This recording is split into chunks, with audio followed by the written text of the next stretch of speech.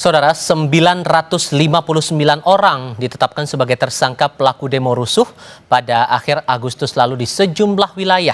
Polisi bilang para tersangka ini sebagai pelaku kerusuhan. Dan kini polisi menggandeng PPATK untuk menelusuri aliran dana. Namun pertanyaannya masih muncul hingga kini, adakah aktor intelektual yang membiayai demonstrasi ini? Jika ada, apakah aksi ini murni gerakan rakyat atau ada kepentingan lain? Kami diskusikan bersama dengan para narasumber. Lewat sambungan dalam jaringan sudah bergabung bersama kami Yunus Hussein, Kepala PPATK periode 2002 hingga 2011. Pak Yunus, dengan Tifal, apa kabar Pak? Kabar baik, selamat malam. Terima kasih sudah bergabung bersama kami. Sementara di studio Kompas TV juga sudah bergabung Ito Sumardi, Kabarreskrim Polri periode 2009 hingga 2011. Pak Ito, apa kabar Pak? Baik Mas Tifal. Terima kasih sudah bergabung bersama kami. Dan kami masih menantikan kehadiran Muhammad Isnur selaku Ketua Umum YLBHI untuk ikut berdiskusi bersama kami. Sejauh ini Mas Isnur bersedia untuk ikut dalam diskusi kali ini.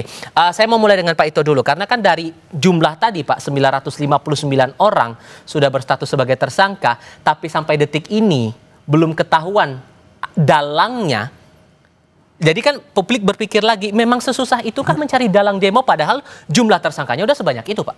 Ya gini Mas Tifal, untuk mengungkap satu perkara itu ada perkara yang mudah dan perkara yang sulit. Nah, perkara yang mudah misalnya tertangkap tangan, itu sudah ada kalau teori pembuktian segitiga tuh ada saksi, kemudian ada pelaku dan juga ada barang bukti. Nah, ini kan dalam kerumunan massa yang berbaur dengan massa yang sifatnya adalah tidak anarkis. Mereka mendompleng ya. Nah, di sini kan kita melihat ada eksekutornya, tentunya harus dicari. Apakah eksekutornya ini adalah melakukan karena secara spontan ataukah memang ada yang mengkoordinir atau ada yang memprovokasi. Nah, kalau kita kembali kepada negara kita, negara hukum kan ya. Tentunya di sini yang main pertama adalah pihak kepolisian sebagai penyidik. Penyidik itu adalah membuat terang satu perkara, mengumpulkan barang-barang bukti atau alat bukti. Sesuai dengan pasal 184 ayat 1 KUHP, 5 alat bukti antara lain adalah keterangan saksi sudah pasti ya. Keterangan tersangka, kemudian juga ada yang dikatakan keterangan ahli. Nah, keterangan ahli ini adalah bagaimana polisi mengumpulkan alat bukti yang tidak terbantahkan. Salah satu diantaranya adalah dengan PPATK. Kenapa PPATK? Di sana kita akan melihat orang-orang yang terindikasi dicurigai sebagai mastermind-nya, maka dia akan diteliti atau ditelusuri apakah ada transaksi ataupun komunikasi yang bersangkutan dengan seseorang ya, transaksi keuangan ini hanya bisa melakukan melalui satu lembaga pemerintah yang memang itu legal ya, yaitu PPATK. Oh sorry, saya potong di situ. Nanti kita akan coba singgung masalah untuk penelusuran aliran dana. Cuman dari pengalaman Anda Pak, saat masih aktif menjadi anggota polisi waktu itu, hal apa yang jadi challenge, hal apa yang jadi tantangan kalau menemukan kasus seperti tadi, demo rusuh dengan jumlah tersangka untuk pelaku lapangannya udah ada, apakah memang sesulit itu? Apa tantangan yang dihadapi sebetulnya oleh penyidik untuk bisa menemukan dalang itu? Ya, jelas yang pertama, eksekutor ini tidak akan mau membuka siapa yang berada di belakangnya, siapa yang membayar, karena itu berjenjang tuh Mas ya. Mungkin kita melihat ya, misalnya seorang mastermind ini dia di bawahnya tuh sudah mempunyai jaringan ini yang mengumpulkan orang-orang untuk melakukan satu perbuatan yang sifatnya anarkis ya, apakah membakar, menggulingkan mobil, menjarah, ya itu mereka eksekutor di bawah. Di atasnya ada layer-layer yang tentunya saat ini dari teman-teman Barreskrim sudah memiliki siapa-siapa orang di sana. Sampai dengan apakah ini memiliki kaitannya dengan jaringan internasional. Nah, kesulitan kita adalah bagaimana kita seorang sebanyak itu kita meminta keterangan kepada mereka satu-satu dan bagaimana menumbuhkan semacam satu keinginan atau kesadaran untuk mengakui. Nah, itu kan sulit ya. Ditambah lagi ada 295 anak di antara 959 ini yang terjerat. Itu juga jadi challenge. Nah, justru dari anak-anak inilah akhirnya mengerucut ke atas kepada siapa yang menyuruh mereka. Nah, sehingga polisi dari sana menetapkan seseorang menjadi tersangka. Kan menjadi seorang tersangka itu bagi polisi juga memiliki konsekuensi hukum kan. Kalau orang tidak terima, dia bisa ke pra-peradilan atau PT UN. Nah, sehingga polisi harus betul-betul yakin. Nah, disinilah kita menggunakan namanya scientific crime investigation atau investigasi penyelidikan dengan berbasiskan ilmiah, yaitu melalui digital forensik, pembicaraan melalui telepon, komunikasi. Nah, ini dari anak-anak inilah yang masih polos, dia menceritakan bagaimana mereka bergerak ke bawah, bagaimana mereka disuruh melakukan sesuatu yang sifatnya anarkis. Yang kita peroleh selama ini. Nah, Pak Yunus, kalau dari pengalaman Anda, Pak, kalau berkaca dari kasus yang ini, 959 tersangka, belum ketahuan dalang, bahkan disebut ada aliran dana yang berpotensi mengucur untuk para pelaku ini bisa melakukan aksi sedemikian. Apakah sesulit itu untuk menemukannya kalau menelusuri dari aliran dananya saja, Pak? Kalau menurut saya tidak sulit ya. Saya juga baru mendapat informasi yang umum dari PPATK bahwa hasil analisis sudah diserahkan kepada Kapolri ya, bahwa memang ada penyandang dana, dia perorangan ya, bukan perusahaan ya, penyandang dana di Jakarta dan di daerah seperti di Surabaya ataupun di tempat lain itu orangnya ada yang berbeda. Kemudian kurang lebih hasil analisis PPATK sudah disampaikan kepada kepolisian sejumlah lah, mungkin sekitar 10-an lah ya. Kemudian ya sarananya bisa lewat bank, dikirim uang ataupun non bank ya, seperti money remittance ya, itu yang mereka lakukan. Menyediakan barang-barang untuk melakukan aksi rusuh itu juga termasuk bagiannya, Pak?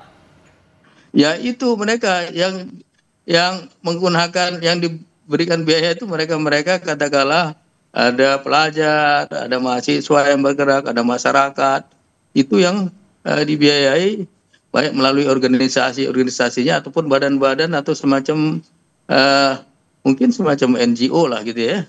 Itu lewat sana disalurkan baru kepada orang-orang. Orang-orang tadi kan banyak sekali, kalau lihat hampir 1.000 tersangkanya, ada yang dewasa, bahkan ada yang pelajar, yang anak-anak kurang lebih 200-an itu ya. Mereka yang menikmati dana yang diberikan oleh si financial backer ini ya. Financial backer itu yang disalurkan ya sudah tentu lewat organisasi yang ada kaitan dengan kegiatan ini ya. Organisasinya dari dalam negeri atau luar negeri, Pak? Karena kalau berkaca dari waktu itu selepas kericuhan di Polda Jawa Barat waktu itu mengumumkan informasinya, ini terikat juga dengan jaringan internasional. Ini ya kalau yang saya dengar tuh dari dalam negeri. Mungkin orang yang jadi financial backer itu memang pernah disebut dia berasal atau berada di luar negeri, pernah disebut ya, berasal atau berada di luar negeri, tapi organisasinya dari dalam ya. Nah, kalau sudah dapat hasil analisis PPATK itu, penyidik kepolisian untuk tindak pidana yang terkait dengan ketertiban umum ini, dia tinggal melakukan penyelidikan. Tadi Pak Ito sudah sebut, tinggal mencari 2 alat bukti, yaitu bukti permulaan, 2 alat bukti. Kalau sudah ada 2 alat bukti, bisa naik kepada penyidikan, apalagi udah ada tersangkanya. Kalau ada tersangka harusnya emang udah penyidikan dan sudah ada 2 alat bukti ditunjang lagi oleh alat bukti dari PPATK. Cuman dari PPATK ini ya nggak bisa jadi alat bukti di pengadilan ya. Dia dari hasil analisis PPATK ini penyidik mencari keterangan dari bank atau non bank tadi, minta voucher, minta bukti transaksinya. Kalau perlu didengar keterangan orang banknya mengenai transaksi itu. Lahirlah alat bukti tertulis, alat bukti katakanlah kesaksian mereka yang tahu mengenai pembiayaan itu, ditambah lagi dengan ahli.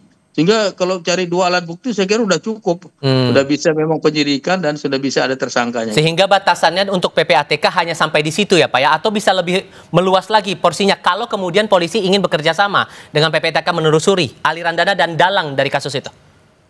Ya bisa ditelusuri dari mana dan kemana ya. Bisa dia bottom up dari bawah laporannya, bisa top down karena ada permintaan dari kepolisian. Tapi yang jelas kepolisian telah menerima hasil analisis ini harus melakukan penyelidikan, mencari bukti permulaan yang cukup tadi. Saya kira udah cukup dari sana. Nanti hasil analisis PPATK itu dipakai mencari alat bukti oleh penyidik. Karena yang bisa memproduksi alat bukti hanya penyidik. PPATK nggak bisa. PPATK itu kalau dalam permainan bola dia hanya sebagai gelandang saja yang memberikan umpan pada penyidik. Penyidiklah yang mencari.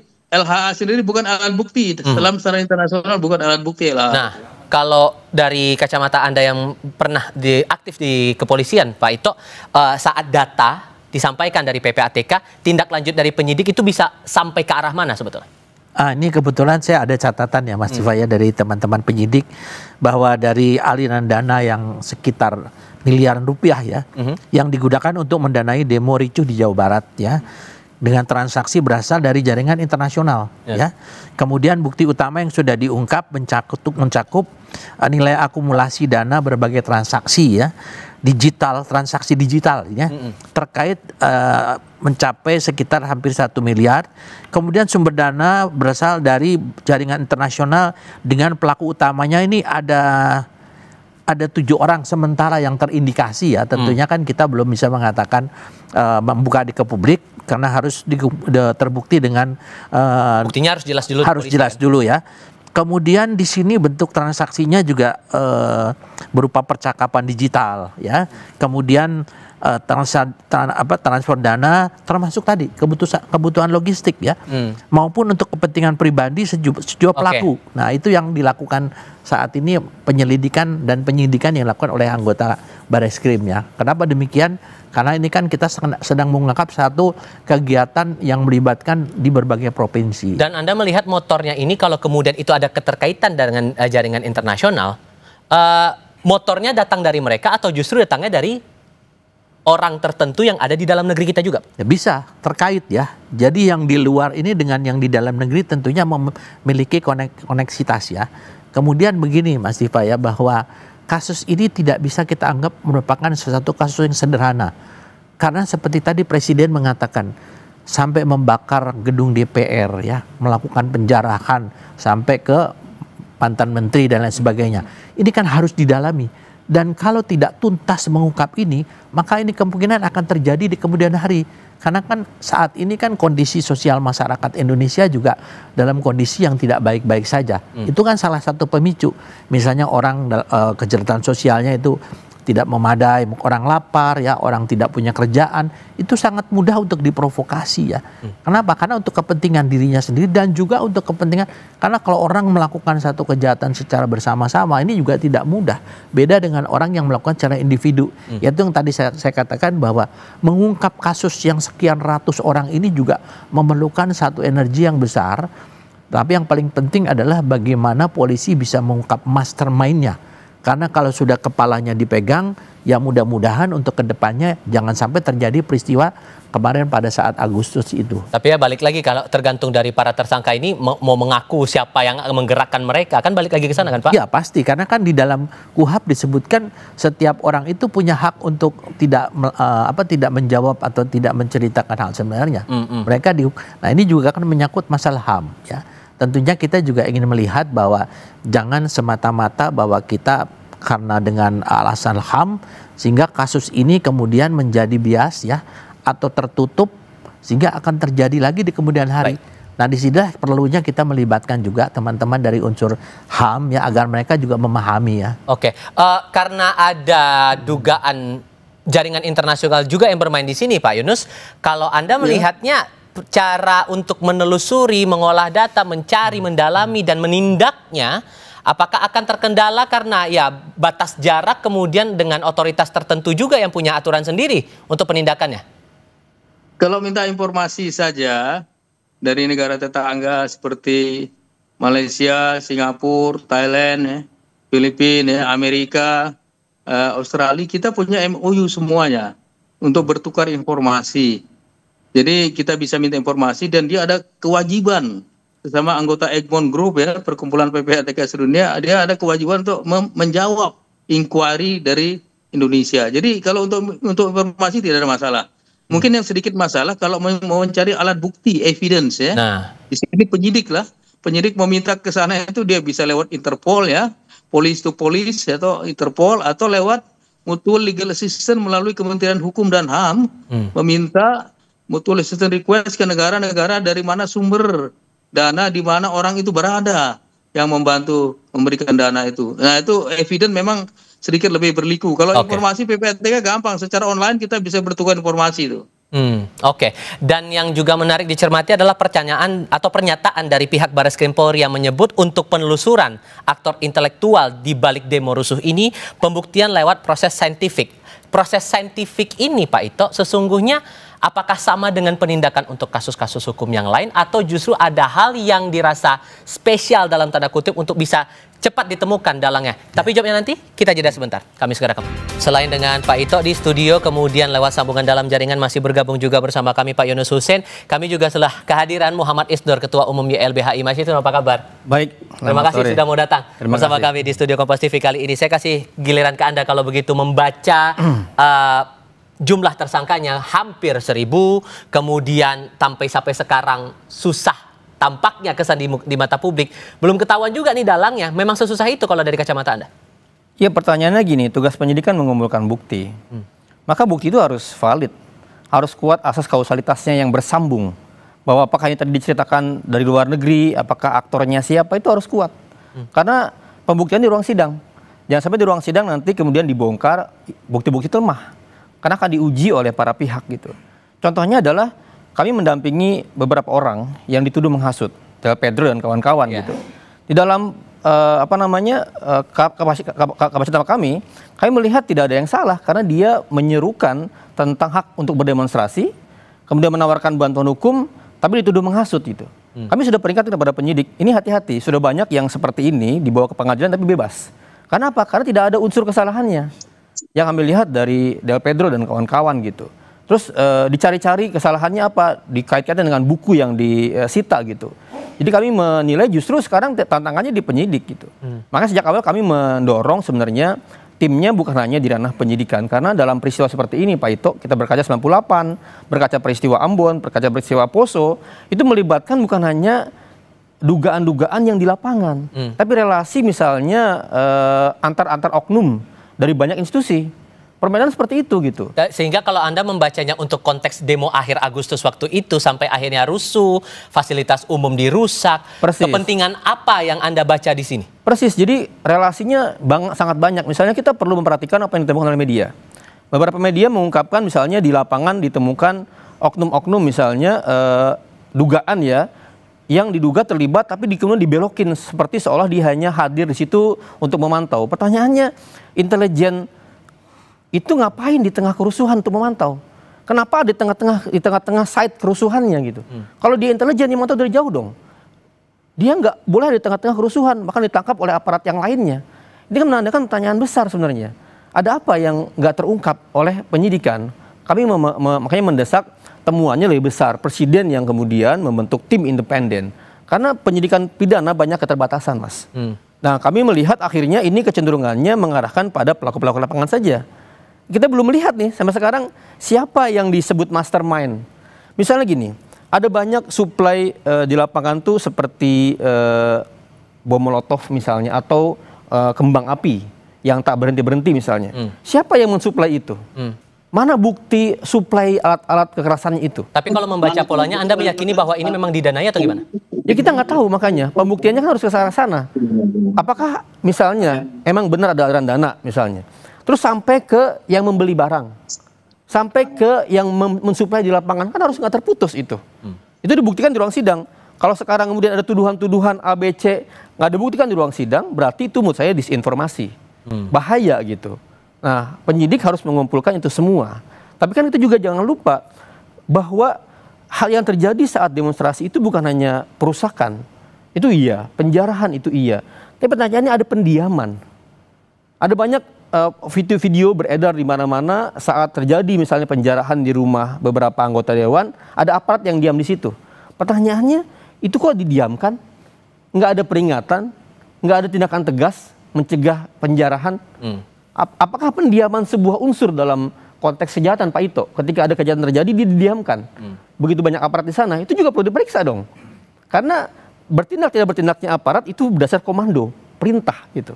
Nah ini yang perlu kita harus gali lebih dalam lagi, lebih bongkar lagi. Nah yang kedua, juga ada banyak kekerasan terjadi. Sekarang ada banyak mahasiswa yang meninggal. Misalnya 6 orang, 7 orang. Siapa yang melakukan kekerasan?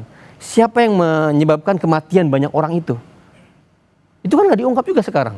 Seolah-olah sekarang arah penyidikannya hanya yang berbuat rusuh. Tapi yang menyebabkan meninggal banyak orang nggak ungkap. Oke. Kita nggak melihat arah ke arah sana. Nah, sekarang kan karena disinggung tadi oleh Mas Isnur, buktinya yang dipegang oleh penyidiknya harus kuat untuk menjelaskan bahwa kalaupun betul ada aliran dana di balik ini, ya harus kuat buktinya, Pak Ito. Dan tadi atau dalam pernyataan terakhir yang disampaikan oleh Pak Juandani Raharjopuro dari Mabes Polri, dari Barreskrim persisnya, untuk menelusuri aktor intelektual ini pembuktiannya lewat proses saintifik. Sesungguhnya, Pak, proses saintifik untuk kasus semacam ini, apakah ada pendekatan yang beda atau sebetulnya sama saja dengan kasus-kasus pidana umum yang lain? Pendekatannya sih sama, masih saja. Hanya memang tingkat kesulitannya yang berbeda. Misalnya kan mereka menggunakan medsos, mereka menggunakan mungkin YouTube, Instagram, dan lain sebagainya. Ini kan beda dengan kalau menggunakan media-media atau platform digital yang sederhana. Tadi saya sependapat dengan Mas Isnur bahwa negara kita negara hukum. Polisi itu adalah bagian daripada criminal justice system, sistem peradilan pidana. Jadi kita ini sekarang baru melakukan penyidikan. Dan kalau polisi menahan seseorang, ada konsekuensi bahwa dia dibatasi dengan waktu. Jadi kalau misalnya menahan orang, kalau lewat waktu, maka dia harus melepas orang itu. Nah sekarang kan kalau kita melihat dari kejadian ini, tentunya kita juga selalu, kalau sudah tersangka kan berarti sudah ada SPDP, surat pemberitahuan dimulainya penyidikan. Berarti di sini jaksa juga sudah masuk. Nanti jaksa melihat, kalau jaksa mengatakan bahwa kasus ini adalah tidak kuat kepada penyidik, penyidik harus mau menerima petunjuk jaksa. Nggak mungkin kita memaksakan ke pengadilan, karena yang membawa ke pengadilan adalah jaksa. Saya sependapat dengan beliau tadi ya. Di sini saya melihat pengalaman ya, tahun 98 saya adalah Kapolres Karawang, mengalami yang namanya sama persis ya. Jadi bagaimana saya bertahan untuk mempertahankan namanya pabrik Timur di sana dulu, Mas Isnur ya. Saya melihat banyak hal-hal yang perlu didalami. Tadi beliau sampaikan kan. Jadi tidak semata-mata ini merupakan satu kegiatan yang dilakukan oleh massa anarkis, tapi ada kemungkinan juga ada pihak-pihak lain di sini yang terlibat. Oke. Ya, sehingga untuk masalah ini yang dikatakan tadi scientific crime investigation, saat ini memang tingkat kesulitannya itu memang agak lumayan berat ya, karena dari 3.000 kalau nggak salah 600-an orang, sekarang kan tinggal 900 sekian. Sebagian sudah dilepas, Mas ya. Tapi dilepas pun juga mereka itu ada satu catatan di dalam kepolisian, itu ada mapping orang ini memang terbiasa demo nggak. Kalau demonya demo mahasiswa, itu demo yang istilahnya yang sangat pasif dan juga damai ya. Tetapi yang demo yang aktif atau demo yang ini ada yang anarkis, ini yang tentunya harus dipetakan oleh polisi gitu. Nah, kalau menurut Anda Pak Yunus, membaca kasus ini yang terbilang cukup kompleks sebetulnya, karena kan pembuktian terlebih masalah jaringan internasional itu yang harus dibuktikan, maka proses penelusurannya harus mulai dari mana dan gimana cara untuk menindaklanjuti itu kepada polisi? Jadi ada dua hal yang harus dikombinasikan. Pertama, menelusuri transaksi. Ini dibantu oleh PPATK dan bisa kerjasama dengan PPATK negara lain, di mana kebetulan kita udah banyak sekali kerjasama. Dan di dalam perkumpulan PPATK sedunia yang anggotanya 170 sekian negara itu, mereka bisa memberikan informasi kalau kita minta, karena hukumnya wajib. Itu yang pertama, ditelusuri. Yang kedua, informasi lewat media sosial, lewat WA dan lain sebagainya. Dan nanti dikaitkanlah komunikasi dengan transaksi ini, pasti ada nyambungnya. Karena kalau transaksi saja belum berbunyi. Kalau WA saja, komunikasi saja belum berbunyi. Tapi kalau disambung dengan uang, bisa nyambung. Oh, ini ternyata yang jadi financial backer-nya. Oh, ini yang dibiayai, yang diongkosin oleh katakanlah cukong ini. Dan itu kalau menurut saya ini termasuk ya dalam pengertian saintifik, follow the money dari suatu tindak pidana. Dengan menggunakan financial analysis, kita itu pakai aplikasi itu ya. Pakai aplikasi Go AML ya, bukan manual lagi itu. Dan dengan banyaknya informasi ya, baik yang ada dalam database PPATK maupun dari laporan-laporan yang masuk ataupun laporan-laporan yang diminta, saya kira kalau untuk menelusuri selama mereka itu membayar lewat bank dan non-bank seperti remittance itu masih mudah. Terlepas bahwa itu ada kaitannya dengan jaringan internasional, Pak. Karena ada kekhawatiran di publik kalau betul ada jaringan internasional yang terlibat, jangan-jangan nanti akan ada penyesuaian lagi dengan kebijakan otoritas di negara yang bersangkutan misalnya. Untuk kita bisa menindak di sana.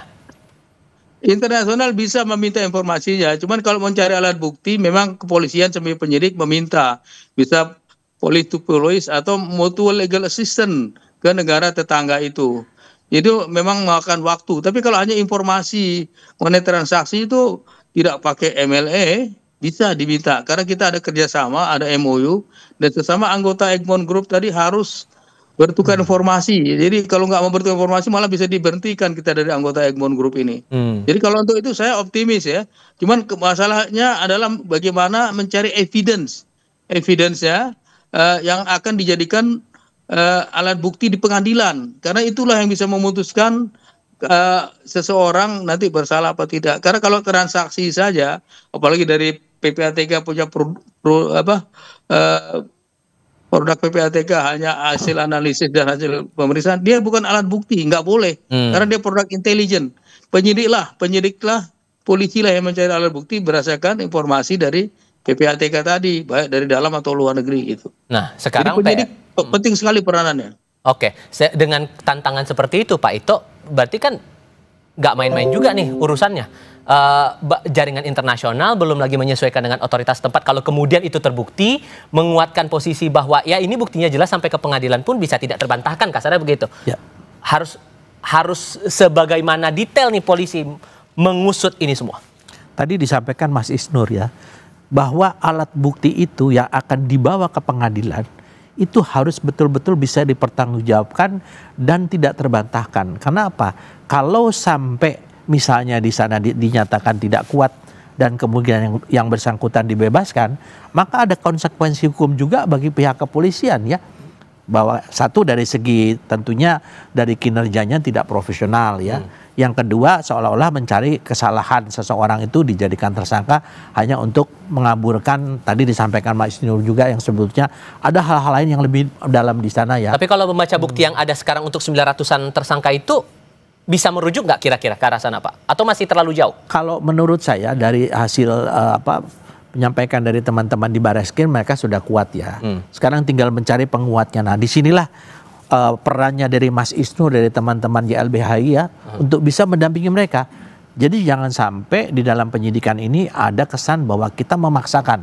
Ya kalau memang tidak kuat, ya tentunya penyidik juga tidak akan mengambil satu resiko untuk memaksakan satu dugaan atau sangkaan kepada orang yang memang tidak kuat. Baik. Ya. Oke. Dan keyakinan Anda Mas Isnur, seberapa besar penyidik atau polisi ini bisa menangkap atau mengungkap dalang aktor intelektual di balik kerusuhan ini? Saya belum tahu apakah belum diungkap apa tidak, tapi dari aktor-aktor yang kami dampingi yang dituduh penghasut, itu mereka bukan dalam artian penghasut kemudian mereka menyerukan kekerasan. Mereka ini adalah orang-orang yang memang selama ini bergerak untuk isu demokrasi, mengkampanyekan bahwa masyarakat punya hak dan bisa berekspresi menyampaikan pendapat ke umum. Tapi kok mereka yang disasar ya? Itu pertanyaan besar menurut saya. Jangan-jangan justru tangga penyidikannya ini belum secara tepat ditepatkan. Misalnya gini, ada orang pelaku kekerasan. Dia ini kekerasan karena apa sih? Apa karena dia motif memang dia sudah kesal dengan nasibnya sendiri, mengalami ekonomi yang berat, sehingga gak ada urusan orang nyuruh apa tidak, emang dia bergerak sendiri. Melihat bukti yang ada sekarang belum. Iya, misalnya ini kita kan belum tahu. Kita pengen lihat. Dan itu belum disajikan ke ruang publik. Penyidik belum membukanya. Mungkin nggak tahu masih dalam pengembangan atau tidak. Tapi dalam proses sekarang saya belum melihat ke arah sana. Mungkin ini masih rahasia ya karena penyidikan ya. Belum tahu. Tapi di orang-orang yang disasar adalah aktivis, pegiat demokrasi yang selama ini mengkampanyekan hak asasi manusia, mengkampanyekan perlindungan orang untuk berdemonstrasi, dan mereka tidak bersalah di situ gitu. Nah, yang penting adalah digali sejauh mana kausalitasnya. Misalnya orang berdemo, orang melakukan kekerasan misalnya, orang melakukan pembakaran. Pertanyaannya, orang ini siapa? Adakah yang mengkoordinatori dia? Kalau ada, siapa koordinatornya? Ditangkap dong koordinatornya dong. Oke. Siapa yang menyuplai misalnya bom molotovnya? Di mana buat bom molotovnya? Nah, bom molotov dicari siapa yang mendanai buat bom molotov. Nah, itu yang kayaknya harus dibuat tegas, petanya di mana. Sehingga kalau menurut Anda nih masih yakinnya belajar dari sehingga tidak ada keterputusan atau kesinambungan kausalitas sampai urusan pendanaan dari luar negeri. Gitu. Kalau melihat pola tadi dan pendapat Anda tadi, maka Anda masih yakin bahwa dalam demo waktu itu ada kelompok yang benar-benar menyampaikan aspirasi, ada betul-betul kelompok yang memang niatnya buat ngerusuh aja. Bisa jadi yang menunggangi ada gitu. Karena kan teman-teman biasanya demonstrasi itu dalam keadaan yang damai, non-violence. Itu prinsip dalam demonstrasi mahasiswa. Demonstrasi barangkali teman-teman ojol misalnya. Tapi ada yang menunggangi. Nah, menunggangi ini kan perlu dicari tahu. Misalnya dengan kemampuan tadi saintifik tuh ada CCTV-nya. Siapa yang menyuruh, siapa yang datang tiba-tiba malam-malam. Karena pengalaman kita di kasus pembakaran Sarinah, Pak Ito, 2020 itu, ini di tengah-tengah demonstrasi, mahasiswa lagi damai-damai aja. Tiba-tiba sore datang sekelompok orang, pakai baju nggak jelas, bawa alat-alat yang lengkap. Orang lain demo, dia bakar halte. Itu kan nggak pernah diungkap siapa orang-orang ini yang berbeda dengan masa demonstran gitu. Nah, kami khawatir sebenarnya yang nggak diungkap adalah jejaring ini yang sampai ke atas. Dan saya mendorong untuk siapapun ya yang terlibat, walaupun dia misalnya melibatkan orang dalam, melibatkan oknum-oknum di berbagai institusi, ungkap ke situ sebenarnya. Harus sampai ke situ. Iya dong. Pembuktian itu tadi ya, kalaupun betul ada jaringan itu ya buktikan dengan bukti yang memang solid sehingga bisa dipertanggungjawabkan di pengadilan itu tadi. Mas Isnur, terima kasih. Pak Ito, terima kasih sudah datang ke studio Kompas TV. Pak Yunus, terima kasih banyak sudah bergabung lewat sambungan dalam jaringan bersama kami. Sehat selalu semuanya. Selamat malam. Sama-sama.